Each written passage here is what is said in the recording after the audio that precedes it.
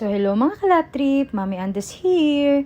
So for today's video po ay magdi-deliver po tayo sa Carmel Ray, Laguna sa company po ng Jollibee and Red Ribbon.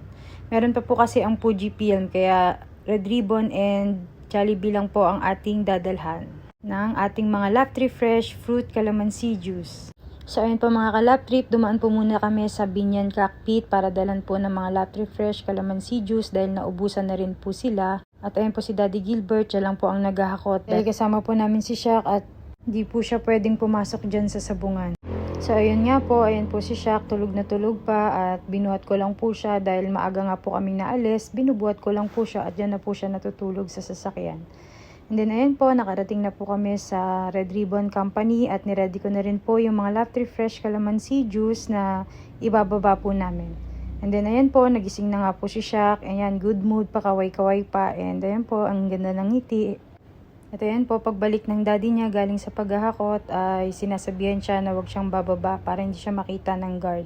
Magstay lang siya sa loob ng sasakyan.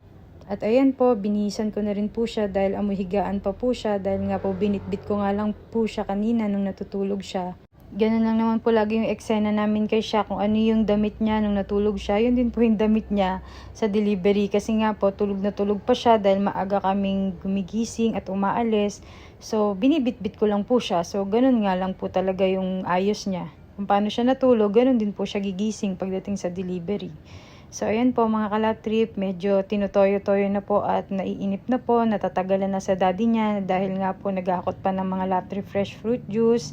Papasok po sa loob ng Red Ribbon Company. Hindi rin po siya pwedeng lumabas kasi nga po bawal, makikita siya ng guard. And then ayan po, after po namin sa Red Ribbon Company, doon naman po kami sa Jollibee Company.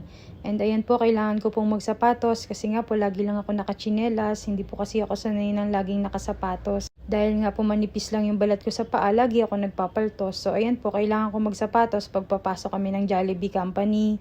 Kasi kailangan ko pong bumaba dyan para mag-login. Kaya no choice po ako kundi magsapatos. Binabaon ko na lang po. So ayan po, bababa po ako para mag-login. Iikot pa po ako dyan sa may guardhouse. And then yan po, abangan naman po nila ako papasok ng gate. Tsaka naman po ako sasakay, papunta po doon sa designated area, yung delivery area po. And then ayan, habang nagbababa po kami ng mga Lap Trip Fresh Fruit Juice, si Shaq naman, nag-i-stay lang po siya sa loob ng sasakyan kasi nauunawaan niya na hindi siya pwedeng lumabas at bawal po siya dyan sa company na yan. And then ayan, hanggang matapos po kami, ma-empty na namin yung mga Lap Trip Fresh Fruit Juice. Ayan po, si Daddy Gilbert naman, nagagawa naman po ng resibo para ipa-receive naman po sa mga staff dyan. At ayan naman po si Shaq, eme lang siya dyan, waiting siya, and inaayos niya po yung mga una at higaan niya. And then yan, ako naman po, iikot na naman po ako para mag-log out naman po sa kabilang gate ulit. And then yan, after ko po mag-log out, aabangan naman po nila ako ulit doon sa exit na gate, palabas naman po. And then tsaka naman po ako sasakay ulit, palabas na po kami. And then ayan po, pagpasok ko po ng sasakyan, inubad ko po agad yung sapatos kasi hindi po talaga ako sanay magsapatos. Lagi lang po talaga ako nakachinelas para lang po ako laging mamamalengke, o diba mga kalap trip? Sanay lang po talaga ako nang laging nakachinelas.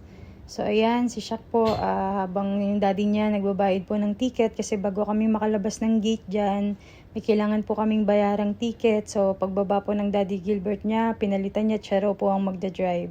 Naghahanap pa ng salamin niya.